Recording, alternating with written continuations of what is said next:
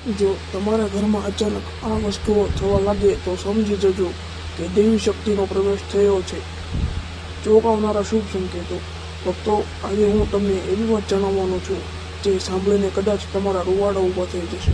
શું તમારા ઘરમાં છેલ્લા કેટલાક દિવસોથી અચાનક એવી ઘટના બની રહી છે જેનું કોઈ કારણ સમજાતું નથી? શું કોઈ કારણ વગર ઘરમાં ચંદનની સુગંધ આવે છે?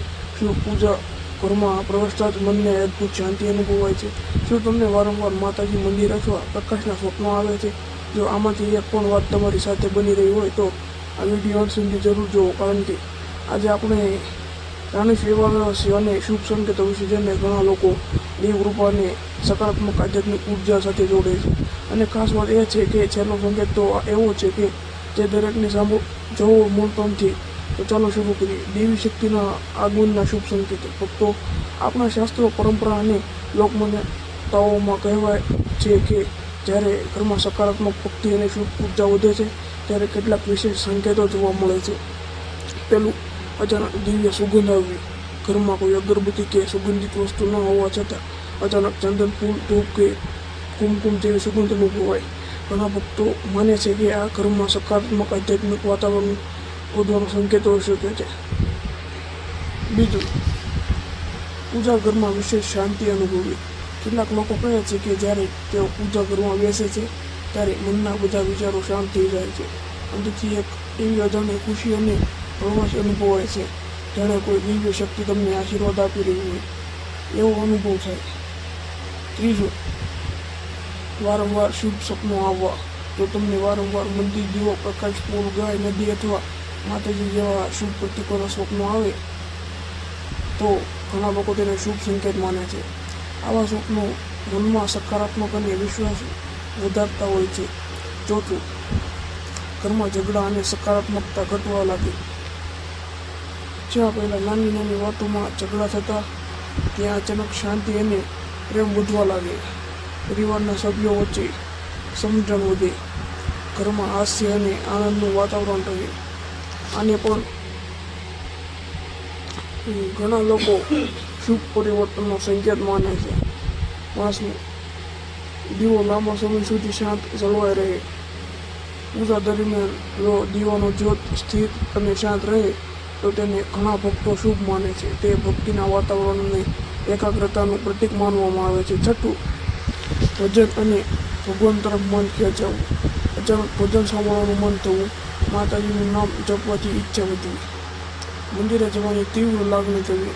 આવા પરિવર્તનને આધ્યાત્મિક જાગૃતિ તરીકે જોવામાં આવે છે. સાતમું, ઘરમાં પક્ષીઓનું આગમન વધવું. ઘણા લોકો માને છે કે ઘરની બારી કે આંગણે પક્ષીઓ આવવા લાગે તો તે સકારાત્મક વાતાવરણનો સંકેત હોઈ શકે છે.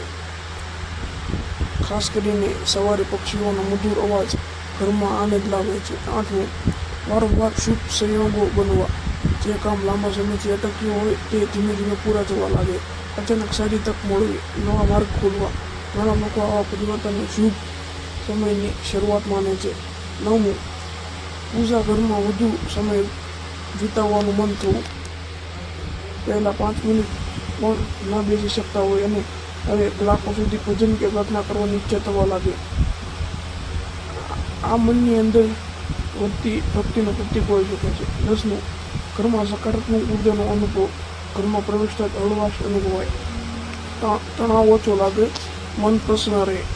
ઘરના વાતાવરણમાં એક અલગ જ શાંતિ અનુભવાય. આવો અનુભવ ઘણા લોકો માટે ખૂબ જ ખાસ હોય છે. સવારે મળતા શુભ સંકેતો. સવારે ઉઠતા જ મંદિરની ઘંટડી સંભળાવી, દેવનું નામ સંભળાવવું, સુંદર ફૂલ દેખાવું. આ બધું ઘણા લોકો શુભ શરૂઆતના સંકેત તરીકે જુએ છે. બીજું, અચાનક માતાજીનું સ્મરણ થવું. કોઈ કામ કરતા હોવ અને અચાનક માતાજીનું નામ યાદ આવી જાય. વારંવાર માતાજીના ભજન સાંભળવા મળે. મન ભક્તિમાં ડૂબી જાય. ઘણા ભક્તો માટે આ ખૂબ જ ખાસ અનુભવ હોય છે.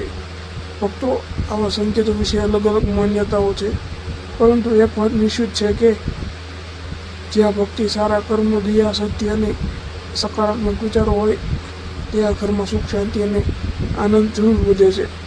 તેથી માતાજીની ભક્તિ કરો, સારા કર્મ કરો જરૂરિયાતમંદોની મદદ કરો અને હંમેશા સકારાત્મક રહો. જો તમને પણ જીવનમાં આવા કોઈ શુભ સંકેત અનુભવાય હોય તો કોમેન્ટમાં લખો.